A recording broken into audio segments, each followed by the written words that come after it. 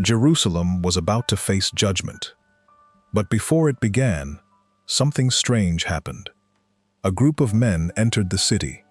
6 of them carried weapons, but the 7th carried something completely different, an inkhorn. He wasn't sent to fight. He wasn't sent to destroy. He was sent to write. And God gave him one mysterious command: go through the midst of the city and set a mark upon the foreheads of the men that sigh and that cry. But who were these people? And why would God mark them before judgment came?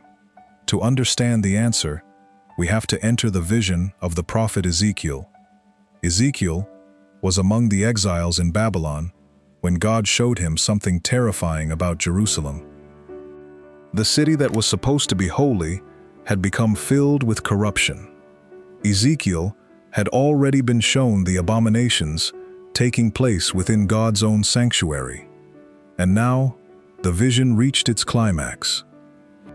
God called out, and Ezekiel heard a command: draw near, ye that are appointed over the city. Then 6 men appeared. They came from the direction of the northern gate, and each one carried a weapon in his hand. But among them was another man. He was dressed in linen, and at his side was the writer's inkhorn. The scene is almost impossible to miss. 6 men came prepared to execute judgment. 1 came prepared to mark. And that difference was about to become everything. God called the man clothed in linen, and he told him to go throughout Jerusalem. But his assignment wasn't to mark the powerful. It wasn't to mark the wealthy. It wasn't even to mark everyone who claimed to know God. He was told to look for something much deeper.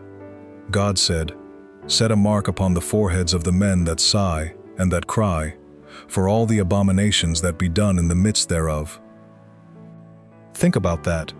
While others had become comfortable with what was happening around them, there were still people who grieved. They saw what had happened to their city. They saw what sin had done, and their hearts were broken by it. They had not become numb. They still cared, and God saw them. Then came the command that makes this vision so frightening. The 6 men were told to follow the man with the inkhorn, and they were commanded to strike.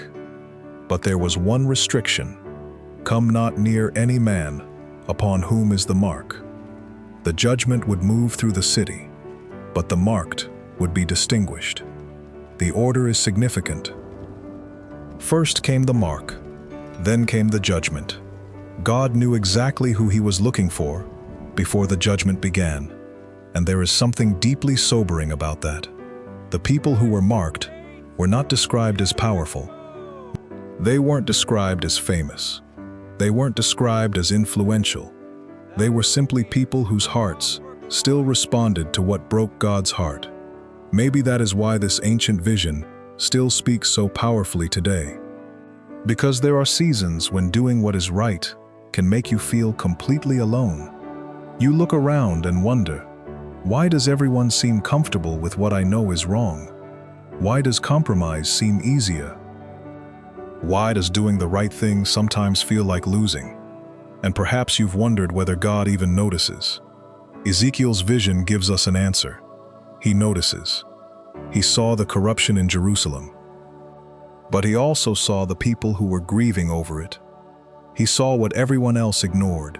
He saw the hearts nobody else could see.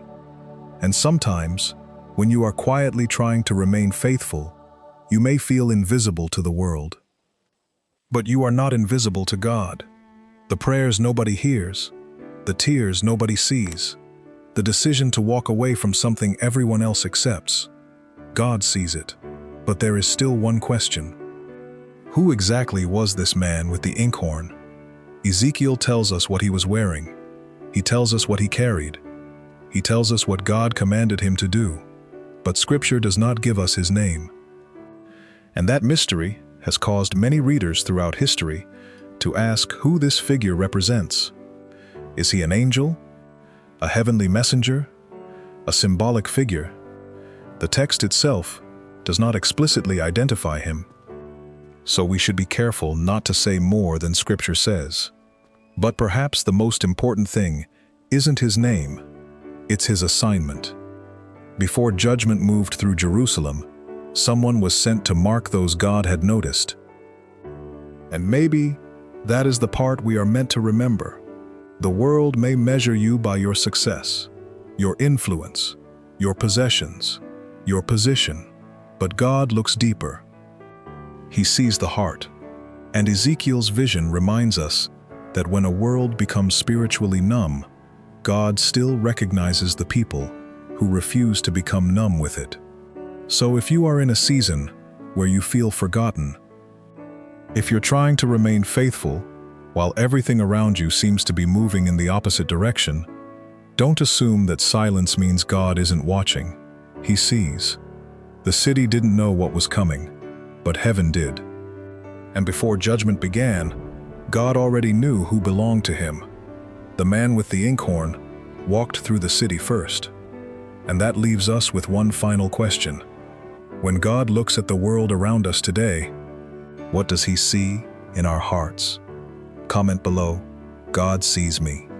And remember, sometimes the greatest evidence that God is still working is not what the world can see, but what he is quietly marking in the hearts of those who remain faithful. But Ezekiel's vision doesn't end with the mark.